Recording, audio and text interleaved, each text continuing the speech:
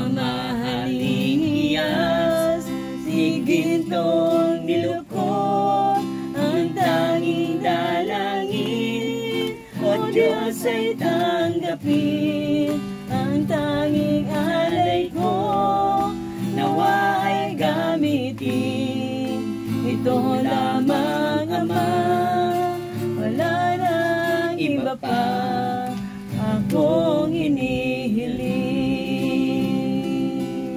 Yes, Lord, kami po ay nagpapasalamat sa iyo, Panginoon. Tunay nga po na ang araw na ito ay araw mo, Panginoon. Wala kaming ibang hangad kundi ang kami lagi mong samahan. Wala kaming ibang hangad ang lagi mong samahan si Nanay Minya at Tatay Steve. Sila po, Panginoon, nagkakaedad na huwag mo po silang pababayaan. Sila po'y patuloy na bigyan ng kalakasan at kalakatawan, Panginoon, at mahabang buhay. Isild mo po sila ng inyong banal na dugo bilang proteksyon, Panginoon. Ganon din ang kanyang mga anak at ang kanyang mga apo, manugang at magulang, ang kanyang mga mahal sa buhay.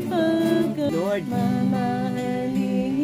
umaasa po kami na ang buhay ni Nanay Minya at Tatay Steve ay patuloy na makararanas ng magandang buhay, ng magandang kinabukasan, na ito'y patuloy mong ibibigay sa kanila, sapagkat ikaw na nga po hindi mo iiwan sila at hindi pababayaan.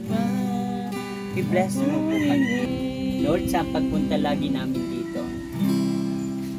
Patuloy na ipahayag mo kay Tatay Steve at Nanay Minya ang kahalagahan ng iyong salita. Ang kahalagahan na naging malapit sa iyo sila.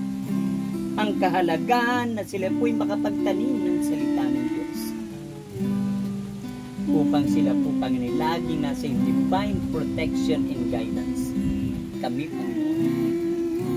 Lord Jesus, salamat po, Panginoon, sapagkat ang buhay namin ay hawak mo. Di kami lalayo sa iyo at huwag mo kaming hihiwalayan, maging ang aking Tatay Steve at Nanay Minya. Bayan, maging ang aming mga sambayan, huwag mo rin pababayaan. Lord Jesus, send mo po ang banal niyong Espiritu upang maging patnubay nila at gabay. Patuloy mo sila, Panginoon, na ipagkaloob mo po sila sa kanila ang karunungan na nagmumula sa iyo. Lord, tunay nga po na napakabuti mong Diyos sa bawat lumalapit sa iyo at nagmamahal sa iyo. Hindi mo sila pababayaan.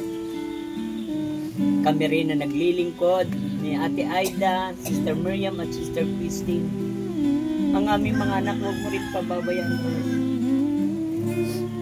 Patuloy mong pagpalain ang kalang pag-aaral, Panginoon, at paghahanap buhay ng aming mga anak.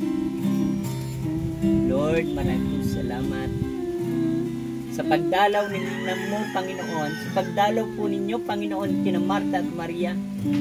Natutunan namin, Panginoon, ang piliin ang mabuti